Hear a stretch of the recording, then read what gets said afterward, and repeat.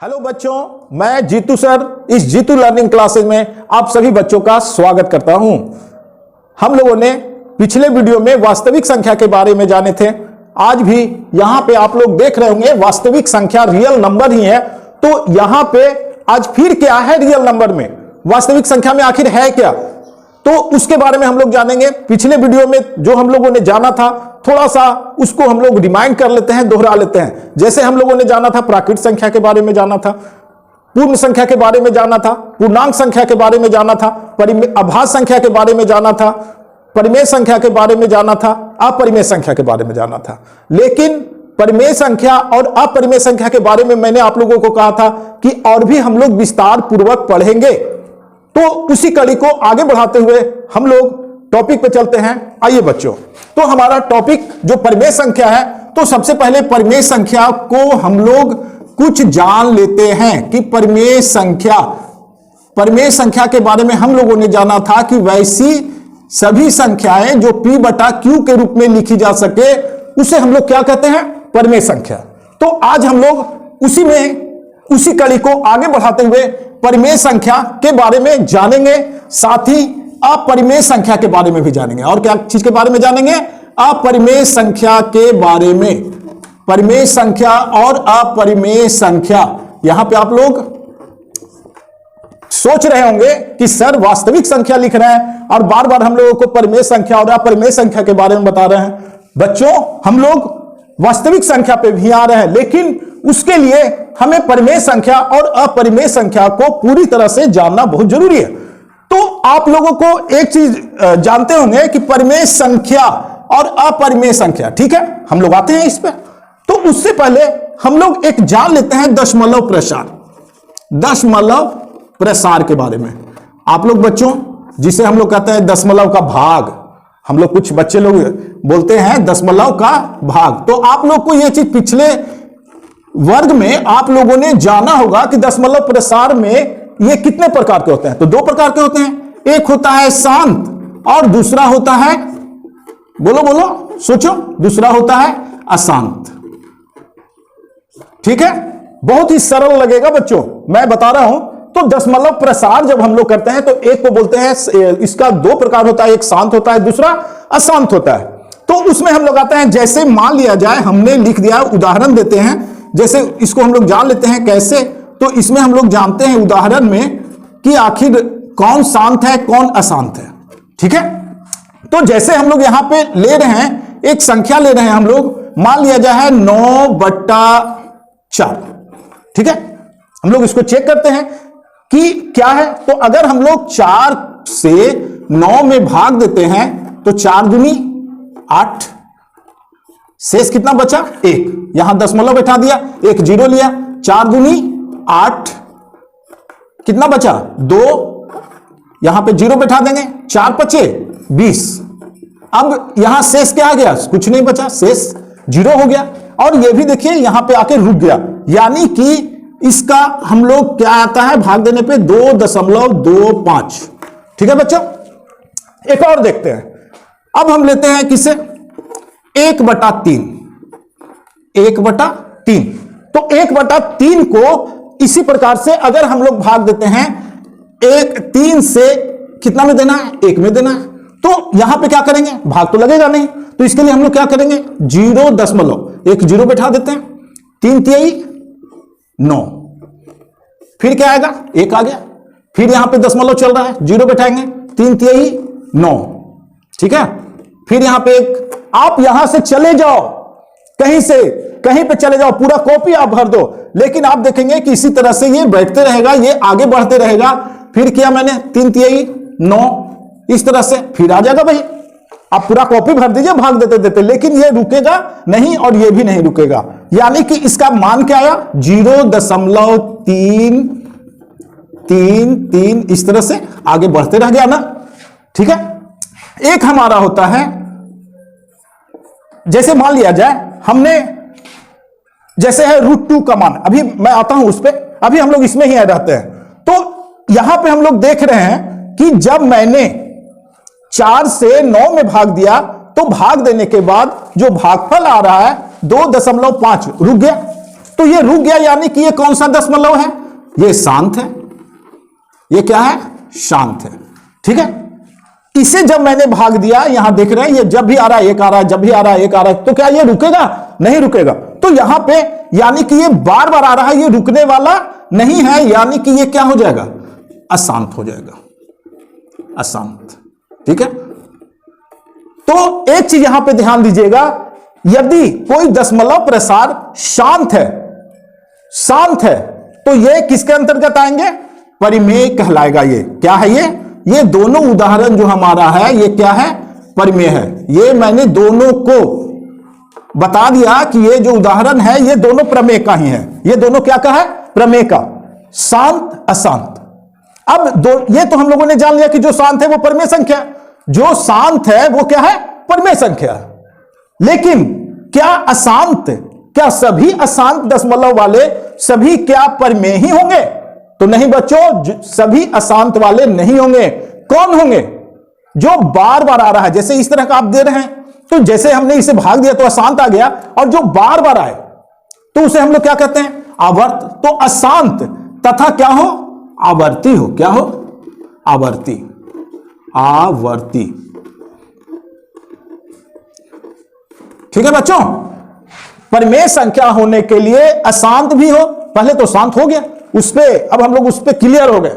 लेकिन जैसे ही हम लोग अशांत पे आ रहे हैं, तो यहां पे अशांत हो और साथ ही आवर्ती हो। आवर्ती मींस बार बार आना, रिपीट। एक ही अंक बार बार आए, एक ही संख्या बार बार आए, तो वो हमारा हो जाता है आवर्ती। तो ये दोनों आप लोगों ने समझ लिया। तो ये दोनों क्या कहलाएगा? परिमेय संख्या। अब हमारा अगला है अपरिमेय। अपरिमेय में किसे रखा जाए? तो आप लोगों को कल मैंने पिछले वीडियो में आप लोगों को मैंने बताया था कि जो रूट में हो और पाई का वैल्यू, क्यों मैंने बोला था वो दोनों को कि अपरिमेय संख्या है?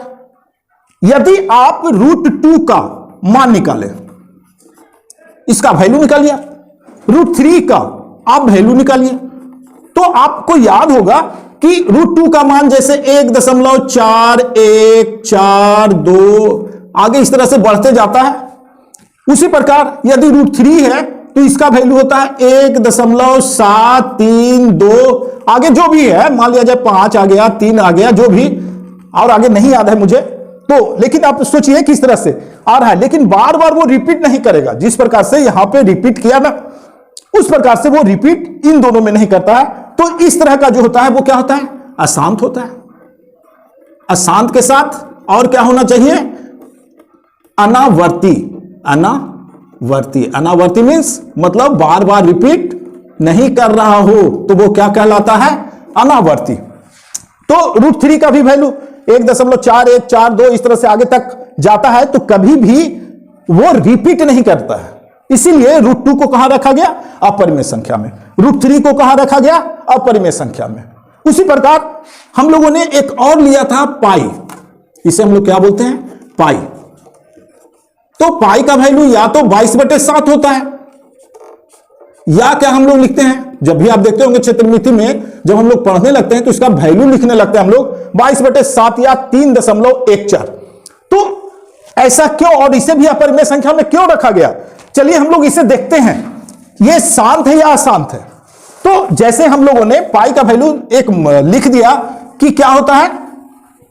22/7 होता है। आप 7 से भागा देके देख लो कि क्या होता है।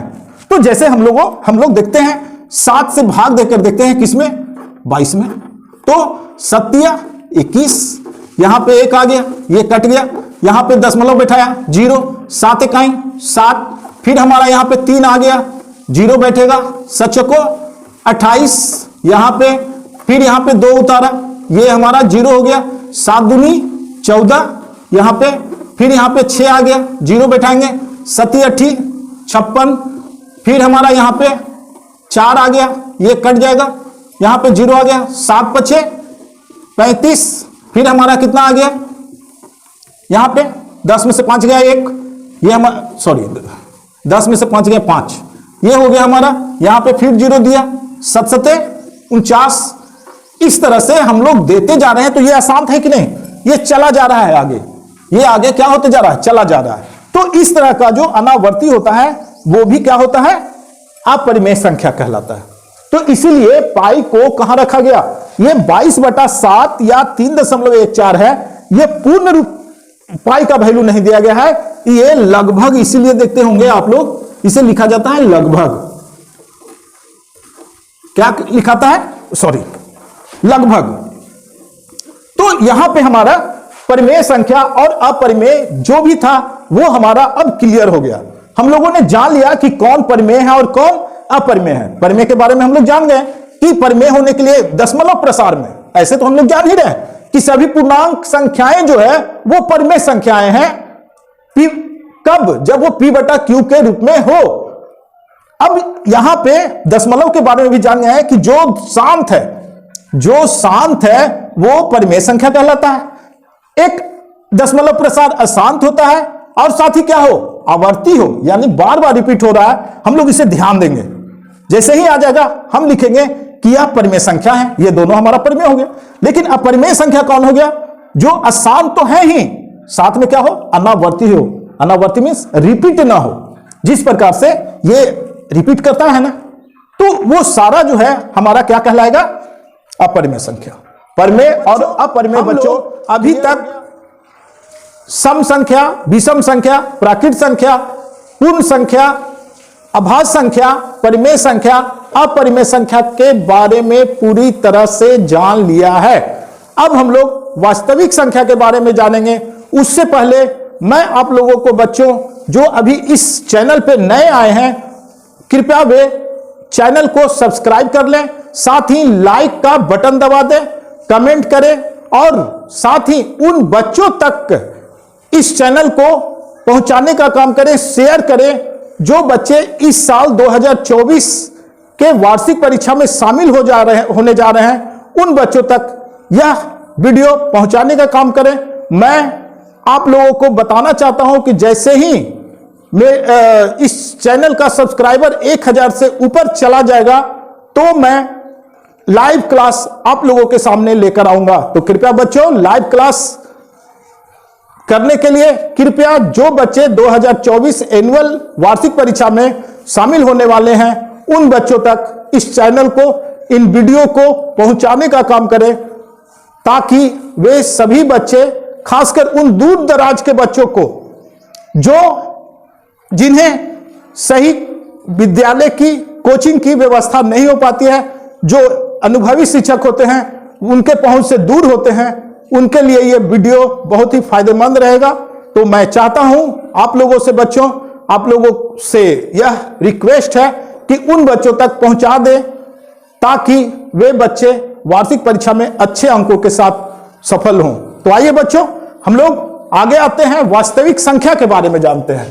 तो वास्तविक संख्या किसे कहते हैं, हम लोगों ने दो भाग देखा, उन्हीं को आगे बढ़ाते हुए मैं बता देता हूं वास्तविक संख्या किसे कहते हैं। समय को ध्यान में रखते हुए मैंने पहले से ही इसे परिभाषित कर बोर्ड पे लिख दिया।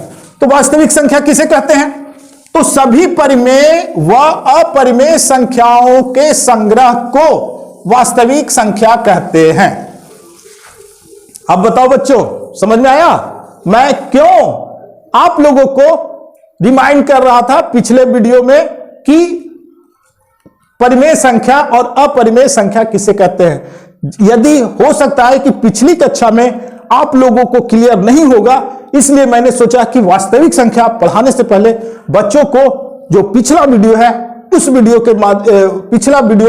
के माध्यम से मैंने सोचा कि आप लोग उसे जान लें, कुछ नहीं तो रिमाइंड कर लें, पुनरावृत्ति कर लें, ताकि आगे जो आने वाला अध्याय है उसमें आपको समस्या ना हो। तो वास्तविक संख्या किसे कहते हैं, तो सभी प्रमेय व अपरिमेय संख्याओं के संग्रह को वास्तविक संख्या कहते हैं। यानी कि जितनी भी परिमेय और अपरिमेय संख्याएं हैं उन सबों को वास्तविक संख्या के अंतर्गत रखा गया है। क्लियर बच्चों? क्लियर है ना? अब तो समझ रहे होंगे कि कौन कौन सी वो संख्याएं हैं। तो इसका एग्जाम्पल भी मैंने दे दिया। क्या 0 होगा वास्तविक संख्या? -1, -2, 1, 12, √5, 1/3, 2/7, पाई/4, इस तरह से बहुत सारे अनंत हैं। तो ये सारा जो है जितनी भी परिमेय और अपरिमेय संख्या है वो सारा वास्तविक संख्या है। अब बताओ बच्चों, कुछ बचा भी? कुछ नहीं बचा बच्चों। अब हम लोग आगे जो प्रमुख अवधारणाएं हैं इस चैप्टर में, कृपया उसके बारे में जान ले। यहां पे हम लोग जो कुछ प्रमुख बिंदु है, शब्द आएंगे, तो उन शब्दों को थोड़ा जान ले। जैसे यहां पे एल्गोरिदम, एल्गोरिदम है क्या? तो एक विशेष प्रकार के समस्याओं को हल करने की चरणबद्ध तरीके को एल्गोरिदम कहते हैं। ठीक है, यह क्या है? एक प्रकार का तरीका है जिसके द्वारा हम कुछ समस्याओं को हल करते हैं। क्लियर? हमारा नेक्स्ट पॉइंट है प्रमेयिका, लेमा, जिसको इंग्लिश में हम लोग बोलते हैं लेमा। यह प्रमेयिका लेमा क्या है? तो यह एक प्रकार का कथन है बच्चों, जिसके द्वारा हम दूसरे कथनों को सिद्ध करते हैं। तो वो क्या कहलाता है? प्रमेयिका। क्लियर बच्चों? क्या है? देखिए परिभाषा, यह एक सिद्ध कथन होता है जिसके द्वारा दूसरे कथनों को सिद्ध किया जाता है। बच्चों या तो आप लोग इसको स्क्रीनशॉट ले लें, ये आपका जो भी परिभाषा है इसे कृपया याद कर लीजिएगा, दोहरा रिपीट कर लीजिएगा, हमेशा इसको देखते रहिएगा। तो इन परिभाषाओं को आप अपने नोट्स पे अवश्य लिख लें, या तो रोक रोक के कर लें। इसलिए मैं किनारे हूं कि ताकि आपको क्लियर दिखाई दे। जहां पे आपको लगता है कि इसे उतारा जा सकता है, कृपया आप लोग इसे उतार लें। अब हमारा वीडियो आज का समाप्त होता है। अब हम लोग मिलेंगे नेक्स्ट वीडियो में यूक्लिड के विभाजन, प्रमेयिका, यूक्लिड के एल्गोरिदम। ठीक है बच्चों, कृपया चैनल को सब्सक्राइब, लाइक और शेयर करना ना भूलें।